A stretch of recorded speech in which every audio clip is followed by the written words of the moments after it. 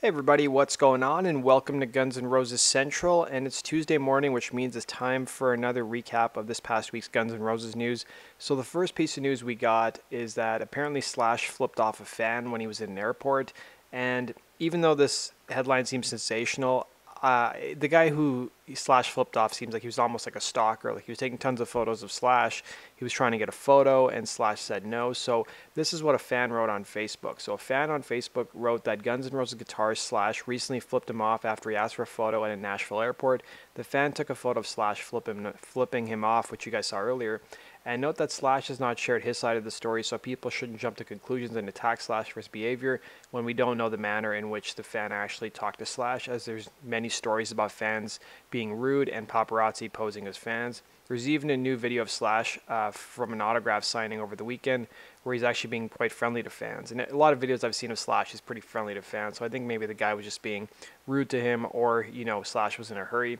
So Thunder Dam on my GNR wrote, I've met and talked to Slash numerous times over the past 20 years, mostly while on tour with Blues Balls, Snake Pit, and Slash featuring Miles Kennedy and the Conspirators. I've never once witnessed anything like this. He's always been accommodating, polite, and very down to earth. At one show, he walked right out of the venue's front door prior to the show while there was a huge line to get in. The fans went crazy and he said hi to everyone. Who does that? On at least 3 or 4 different occasions, he stepped off the tour bus after a show to a large crowd in order to sign, take pictures, and talk with fans.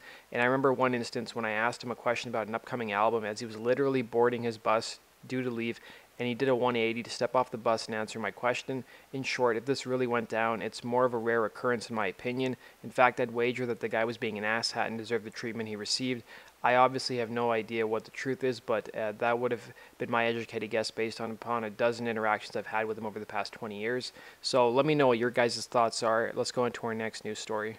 So while Guns N' Roses were playing Miami this past week, we had Slash step out with his family to Cafe Mar Toronto in Miami.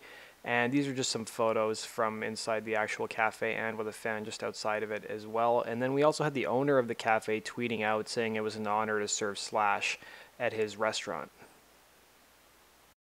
So on July 29th, Sebastian Bach tweeted out a photo of a ticket stub or a flyer from the show that Guns N' Roses did at the Forum back in 1991, where Skid Row opened for Guns N' Roses. And Sebastian Bach wrote, and 28 years later, it's plainly evident that 5 of these guys are collectively a lot smarter than the other 5, saying that the guys from Guns N' Roses are smarter than the guys from Skid Row because they're reunited, whereas Skid Row is not. And one fan actually responded to Sebastian Bach saying, so Sebastian Bach, what you're saying is they're smart doing it for the money instead of integrity of the music. Be happy you have a career. To which Sebastian Bach responded, GNR sells out multiple nights in stadiums in every single city in the world. Are you saying there's more integrity sitting at home? Effing comedy, man. If you guys remember when Guns N' Roses played Vegas as one of their first gigs as part of this Not in This Lifetime tour, Sebastian Bach made an appearance on stage playing My Michelle with the band. So it's also been revealed that as part of the Guns N' Roses 30th anniversary of Appetite for Destruction celebration, the band is teaming up with a high-end Maxfield pop-up shop in Los Angeles. So these are some photos from the actual shop and some of the clothing that you guys can actually buy. So according to the article, Guns N' Roses are teaming up with music merchandising company Bravado, and West Hollywood's Maxfield Boutique have tapped a handful of the moment designer brands Off-White, Palm Angels, and Enfants Riches de Primes among them to create high-end limited edition takes on concert-style merchandise to be sold to GNR-themed pop-up shop that has opened its doors on August 11th. So the Guns N' Roses pop-up shop has taken up temporary residence in the Maxfield Gallery space on Melrose. That's just a guitar picks toss across from the Maxfield, and has been home to a series of high-profile rotating retail locations in the past year. So it says for the next week, it'll be home to a smashed-up police cruiser, a pile of bent folding chairs, several stacks of amplifiers, a stripper pole, as well as a whole lot of GNR-themed merchandise ranging from $15 coffee mugs, which is a lot for a coffee mug. But then I think about it, you go pay that much for those Starbucks mugs with a different city's name, which I normally like to go collect, to $2,500 camouflage print bomber jackets bearing embroidered patch versions of Celtic Cross and the skull design that appeared on the cover of Appetite for Destruction. The bomber jacket was one of a handful of pieces from the LA-based Amiri, the same label that was offering a $14,900 Swarovski embellished motorcycle jacket through Mr. Porter's Made in California collection earlier this year.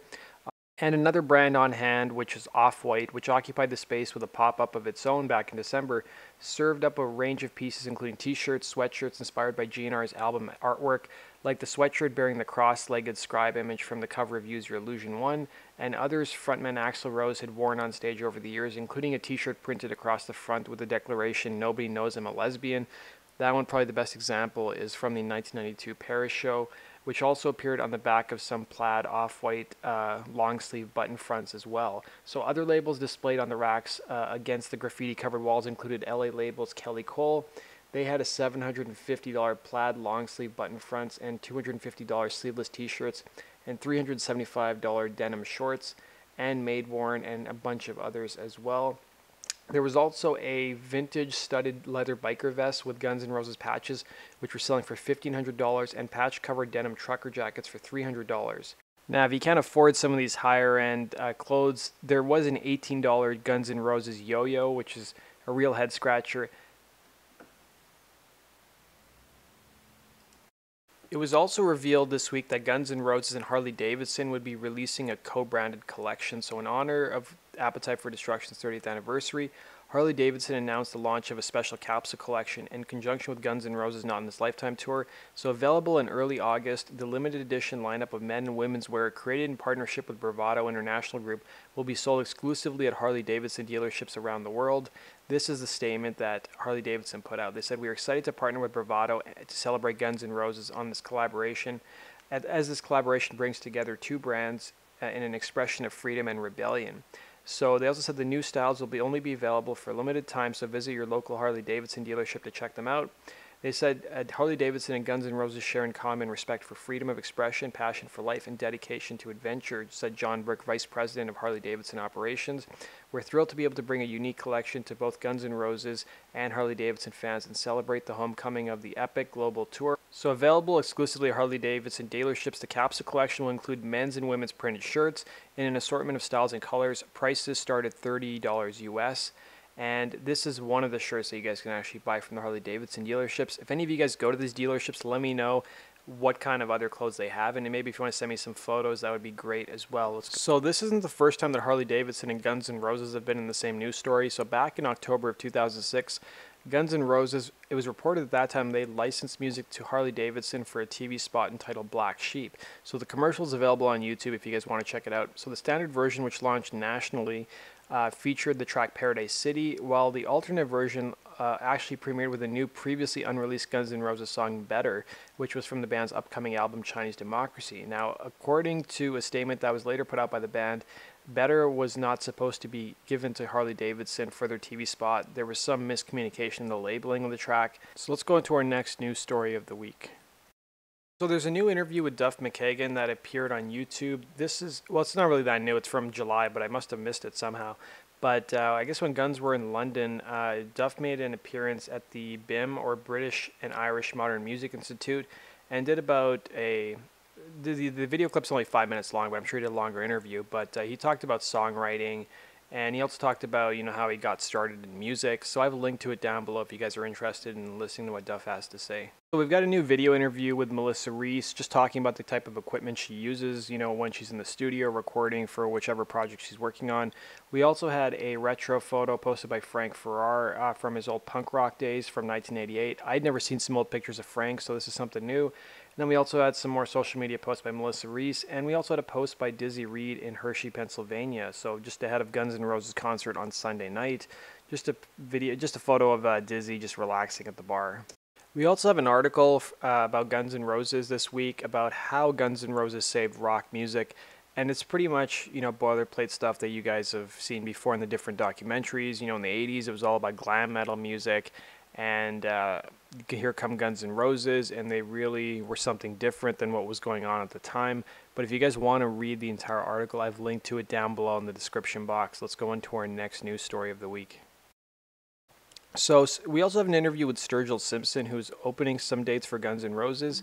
And here's what he had to say about opening for Guns N' Roses. So he said, "It's a bucket list check," says Simpson, who, like many Gen Xers, idolized Guns N' Roses when Axl Rose / Duff McKagan and their cohorts ruled the world, of getting the opening slot, for which he was told Rose personally requested him. He also received increasingly warm receptions to increasingly hot performances, and he also said there is something incredibly freeing about opening for GNR and unapologetically ripping on a Strat. So that does it for this week's Guns N' Roses news, guys. Thanks for watching. As always, leave your comments in the section below and let me know your thoughts. And be sure to hit the like button if you enjoyed the content of this video. And be sure to hit subscribe if you want to see more videos just like this. And you guys can follow me on Facebook and Twitter and support my YouTube channel on Patreon. The links to all that stuff is down below in the description box as well. Take care.